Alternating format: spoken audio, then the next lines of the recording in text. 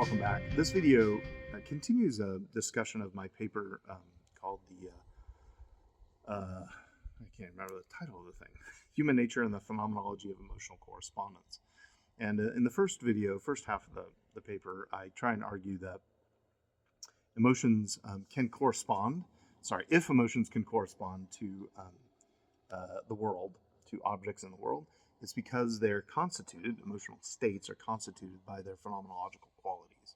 And that's what distinguishes them from other emotions and other types of mental states, is the phenomenological qualities that they have when we're in those states. Okay, so that's what I'm calling the emotion bearer side of the correspondence relation. The emotion maker is going to be on the extra-mental side of the relation. So in this video, I'm going to walk you through the second half of the paper, maybe the middle third, depending on how long this video goes. I might have to do another one. And in this video, I'm going to talk about the objects of emotions and show that they can be functionally analogous to the objects of truth. That is, to use Aquinas' adequatio res et intellectus, the correspondence of mind to reality. In emotions as well, there's a mental state, namely the emotional state, and that corresponds to some real state of affairs in the world, or can correspond to some state of affairs in the world. And I want to talk about those qualities as well. So I've argued so far that it's possible to be aware of experiences of emotions, and that these experiences are essentially constituted by their phenomenological qualities. So the next step is to ask, to what are my emotions directed, such that if they are appropriate or inappropriate, to what are they inappropriate or appropriate? Consider the analogy of straightforward experiences of truth. I form a belief that my keys are on the desk. This belief has intentional phenomenal qualities which are about the way that things are, or I believe them to be. If my belief is false, then to what it is it false? One could argue that it's false just in case the intentional qualities exemplified in the belief do not match or correspond to the exemplified qualities in the object which the belief is directed. This would be the case even if I were not aware of the properties of the object to which my beliefs are directed. Thus, even without a perception of my keys being or not being on my desk, my belief would be true or false, depending on how the world is. It would correspond or fail to correspond, just in case the keys being on my desk is exemplified or not exemplified in the world. And I can come to have direct experiences of a perception of my keys being on the desk, and then I can see that my belief is in fact fulfilled by the experience of the perception of the keys being on the desk. Yet ultimately, my belief is true or false independent of the experience because of the real properties really exemplified in the world, which my beliefs may or may not correspond to. That is, a perception is neither necessary nor sufficient for the truth or falsity of my belief. It isn't necessary because the matching between the intentional properties exemplified in my concept or belief of the way the world is, for example, my keys being on my desk, can be a real match even if I lacked perception of the matching. Perception isn't sufficient either, for it is possible that my perception is faulty. I open my door to my darkened office, turn on the lights while looking directly at them, at the keys on my desk, for example, and because of the vivid afterimage of the lights, I perceive my desk as lacking my keys being on it. I then leave my office thinking that my belief that my keys were on my desk is false, but because of this perceptual error, my belief is true, so the perception is not sufficient for my belief being true. However, the perception is that vehicle by means of which we are able to see whether our beliefs are true or false. The fact that we do very regularly see that our beliefs match and correspond to reality is an indication that truth in this sense of correspondence is a reasonable place to begin an analysis of truth. It's just a common sense view of truth, right? Everyone has experienced the match. I don't want to get into skepticism here, but I mean, you don't need to be a skeptic. You've experienced the truth of many things. We can talk about that some other time if you like. So turning now to what, if anything, could my phenomenal experience of my own emotion correspond? One option, which is quite an old one, is that emotions are directed upon formal objects of experience. Now, the notion of a formal object as that towards which an emotion is directed has been viewed as entirely plausible. One such view was articulated by Thomas Aquinas. According to Peter King, author scholar.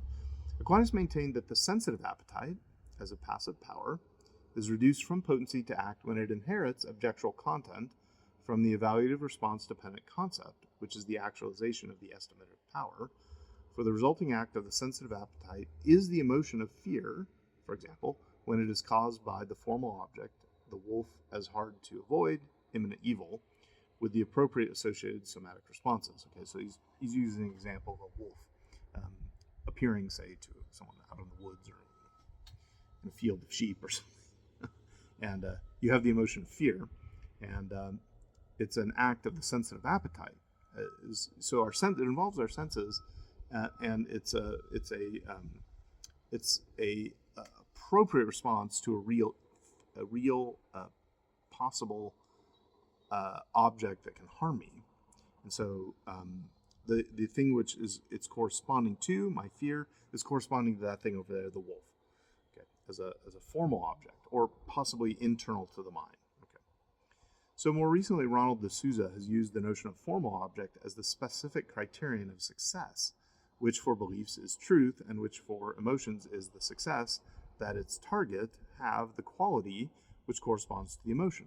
So, for example, an emotion of fear is successful if its target be fearsome. That's end quote. That's a quote. And an emotion of love is successful if its target be lovable. This is from a paper by de Souza in 1987. More elaborately,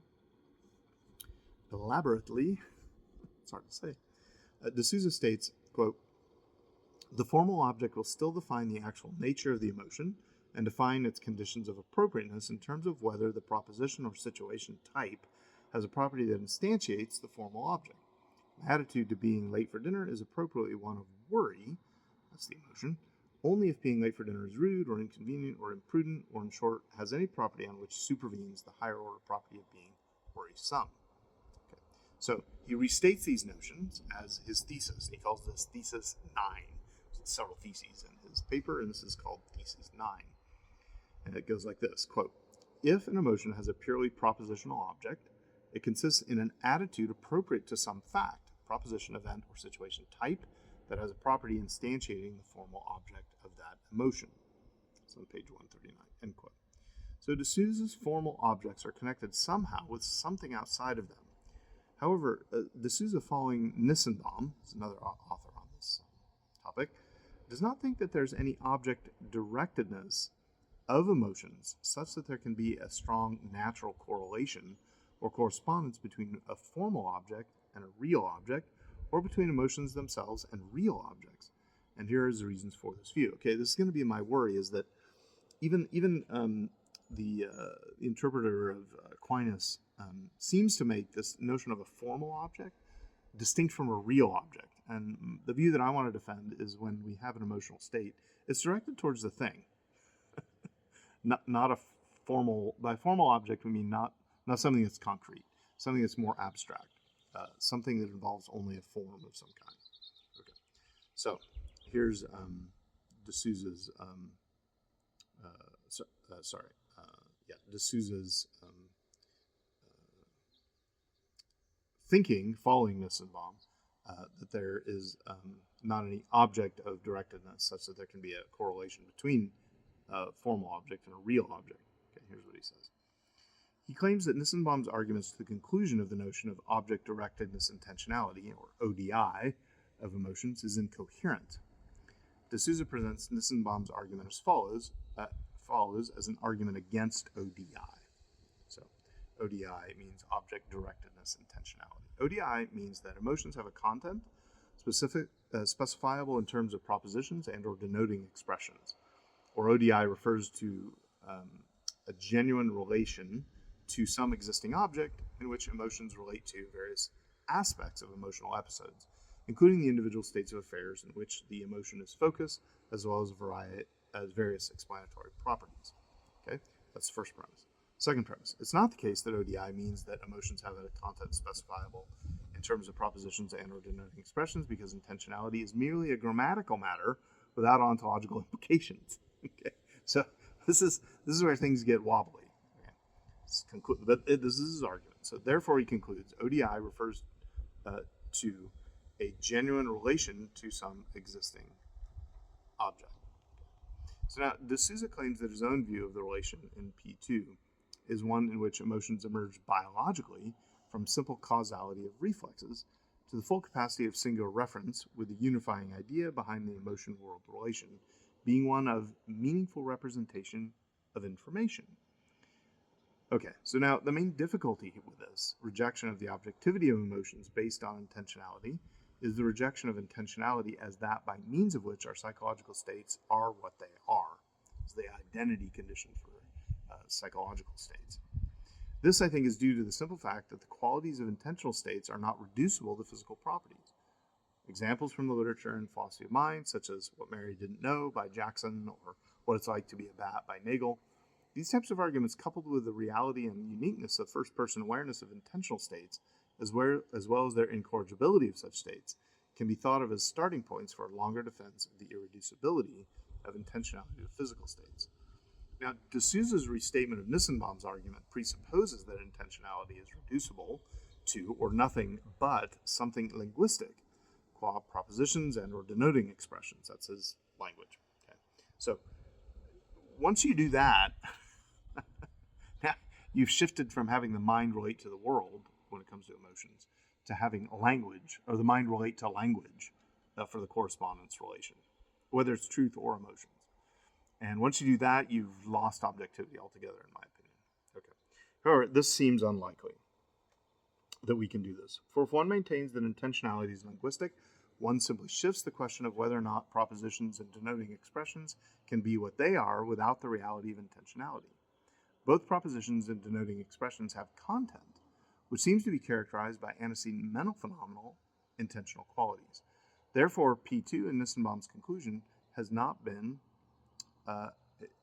Therefore, P2 in Nissenbaum's argument and his conclusion has not been, indeed cannot be established. Therefore, D'Souza's arguments against ODI is unsound. Indeed, D'Souza's claim following Nissenbaum is that of a unifying idea of meaningful representation of information. However, all three of these concepts seem to contradict P2 above. Intentionality, as irreducible phenomenal mental qualities, is central to the very notion of meaning, representing, and even informing. This view faces a dilemma.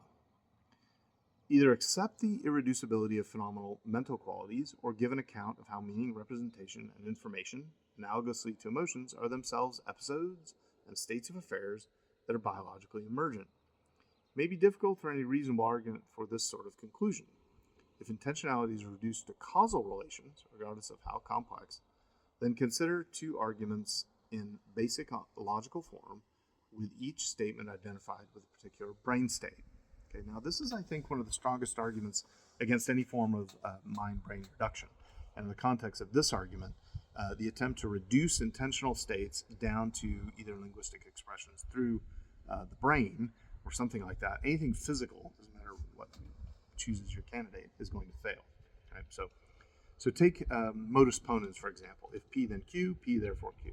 Okay, I can think about that, and if that's, suppose that I think about modus ponens and identify that with brain states. And the brain states are brain state 1 for if P then Q, brain state 2 for P, and Q is brain state 3. So I take modus ponens, if P then Q, P therefore Q, I take those two premises and the conclusion of that little argument, and I make each of those brain states. Okay? Now, the interesting thing about modus ponens, I promise there's no formal logic in this paper other than this, is valid, right? It's a valid syllogism and conditional syllogism. And you can prove it with a truth table, or however you like to prove it. Now consider denying the antecedent, which is a similar type of logical structure to modus ponens, but is fallacious.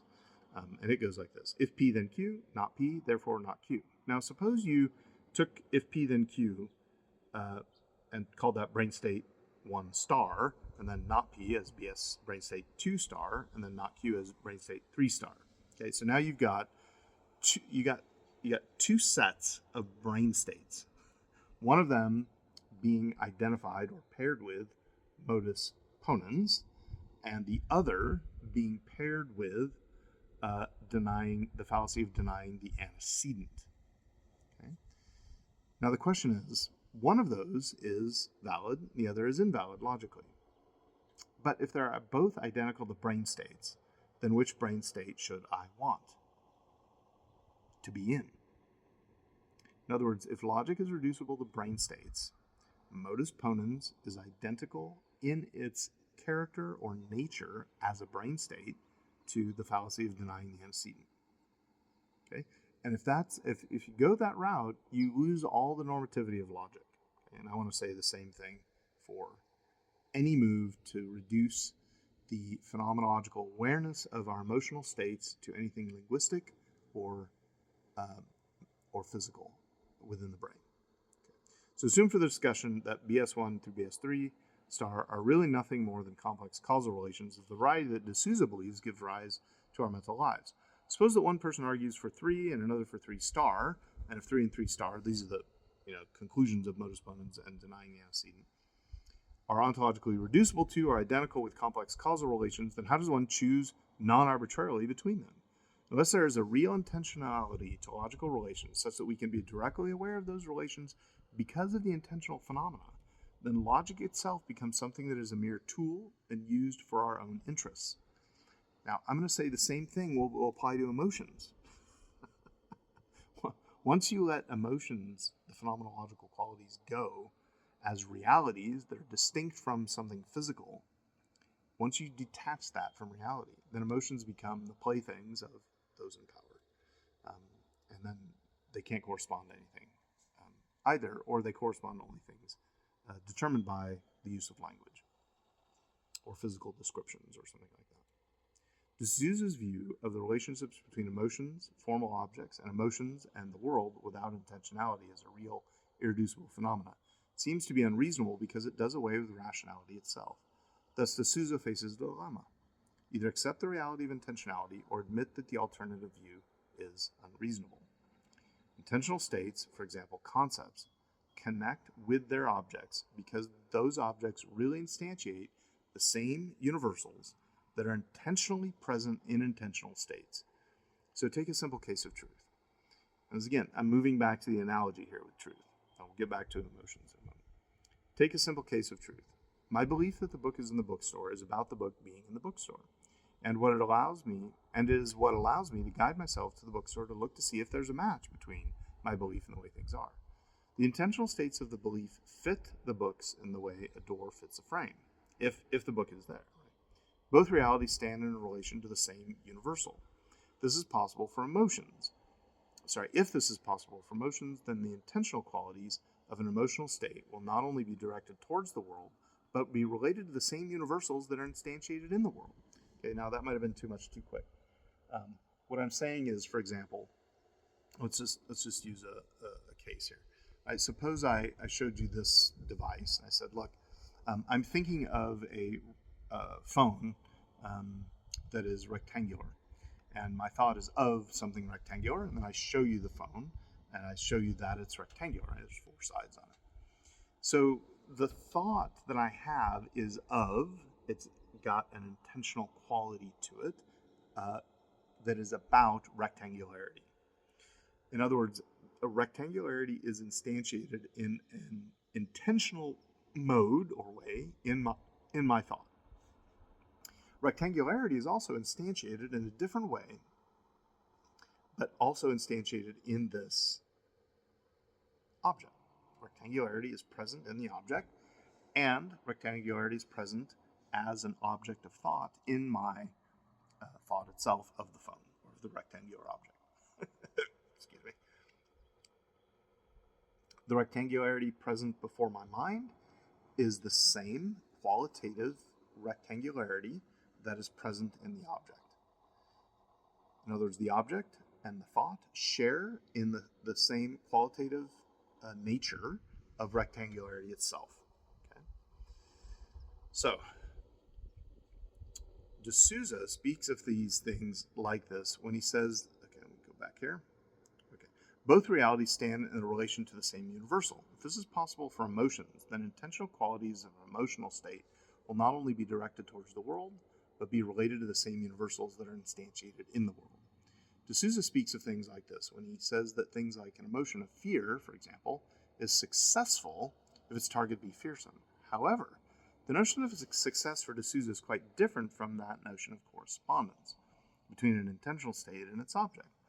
I've given brief reasons why I think D'Souza's causal relations, which are supposed to replace intentional relations, given Nussbaum's argument, will be problematic for understanding the relation between being afraid and something being fearful. If this route fails, then we must examine other options. One option might be to follow something analogous to G.E. Moore's view of moral qualities as non-natural qualities that stand in no relation to the things that have them. This is a major mistake. Now, if you want to read a really excellent but not an easy chapter, check out Dallas Willard's chapter on G.E. Moore in The Disappearance of Moral Knowledge. Okay. So Moore thought that non-natural properties stand in no relation to the things that have them. They're just out there in the objects. One possible worry for this is that it leads to subjectivism and emotivism about moral, and I would add emotional properties. And Willard, in his chapter, makes a really good case that it does, especially in the history of 20th century ethics. There's a straight line from Moore to emotivism to nihilism in moral knowledge, especially. Okay, so Moore, I think, is a dead end. The second alternative is to consider that our emotions simply correspond only to our formal objects within the mind. Now, this would preserve intentionality, but has other problems. For example, take a case that's quite old. In his analysis of Thomas Aquinas' view of the relationship between emotional states to which they are directed, Peter King writes, quote, "For the resulting act of the sensitive appetite is the emotion of fear when it is caused by the formal object, the wolf, as hard to avoid, imminent evil, with the appropriate associated somatic responses. If an object were presented as hard to obtain imminent good, say, the way a sheep might appear to the wolf, the act of the wolf's sensitive appetite would be hope. So the idea here is that an emotion is caused by and correlates to the formal object of that emotion, X, call that formal object X, as perceived as F. Some F is some feature. Right? The difficulty with the relation of emotional states and formal object is as follows. Consider two sheep. Sheep. I didn't give them names in the paper. I don't know, do we want to give them names? Sally the sheep and Stevie the sheep. So Sally and Stevie. Sally and Stevie, who see the same wolf but have two different formal objects and thus two different emotions. Sally, for example, S1, we'll just call S1, has a formal object O1, wolf as hard to avoid imminent evil, and has emotion E1, fear. Now Stevie, sheep 2, has another formal object, wolf as hard to obtain imminent good, and has the emotion of hope. Maybe following Robert Audi, Stevie sees the wolf as a snack. Right? Doesn't realize that Stevie is to be a snack, but sees the wolf as a snack and has hope. So if Sally if S1 is the right emotion, as King says in his paper, for the sheep, because of this kind of thing each is, then it seems like O1 causing or constituting E1 is because of the properties of the wolf, which makes O1 that what it is. In other words, E1 is in the right emotion because it corresponds to the properties of the wolf.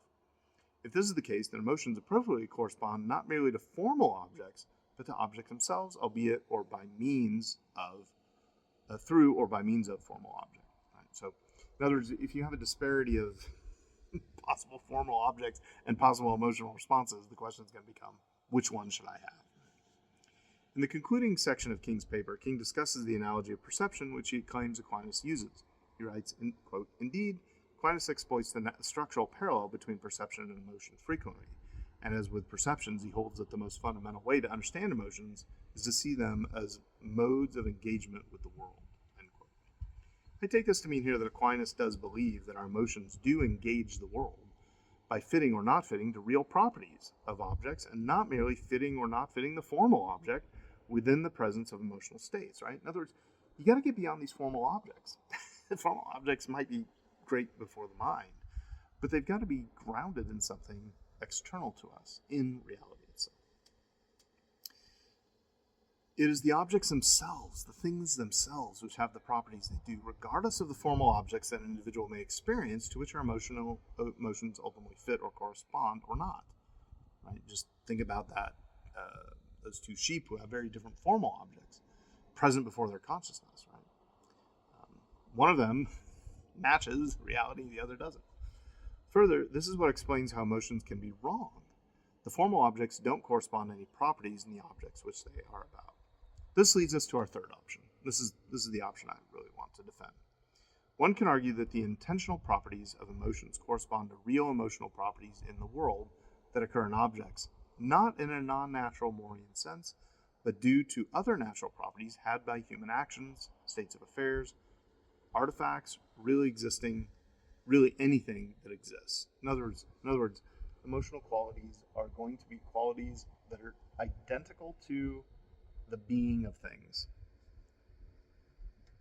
Just in the same way that value or good is identical to being, I think so too emotional qualities are going to be like that. This view would require the existence of what I want to call natures or essences in the Aristotelian Thomistic sense of properties which make a thing to be and to be the kind of thing that it is. This is deeply rooted in the nature of existence. Most importantly, it would apply to human nature, for if there is not a kind of thing we are, then there cannot be any consistent way in which our intentional emotional states correspond to the way things are outside of ourselves. Only if we are a certain kind of thing, only if there is real human nature, can emotional phenomenal qualities correspond to real emotional qualities, had by things because of their natures. Thus, our emotions could be congruent or incongruent, correspond or not correspond to the way things are, analogously to the way in which our beliefs correspond to the world when they are true. Okay?